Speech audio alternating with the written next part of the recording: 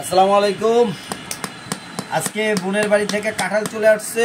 আজকে আমরা কাঁঠালটাকে কাটবো, মনে হয় পেকেছে, দেখা যাক কি অবস্থা।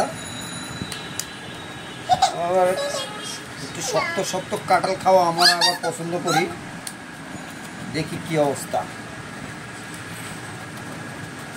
আসলে আত্মীয় স্বজনের বাড়ি থেকে যদি কখনো কোনো কিছু দেওয়া হয় তখন বলতে হয় শুকর আলহামদুলিল্লাহ,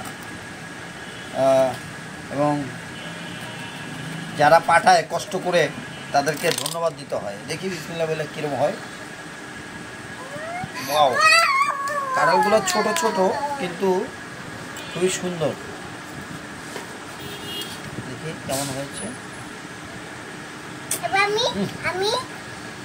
মাশাআল্লাহ, অনেক সুন্দর হয়েছে। এই যে কাঁঠাল, শুকর আলহামদুলিল্লাহ, রিজিক চলে আসছে ঘরে। থ্যাংক ইউ ছোট বোন এবং ছোট বোনের পরিবারের সকলের জন্য। আসসালামু আলাইকুম।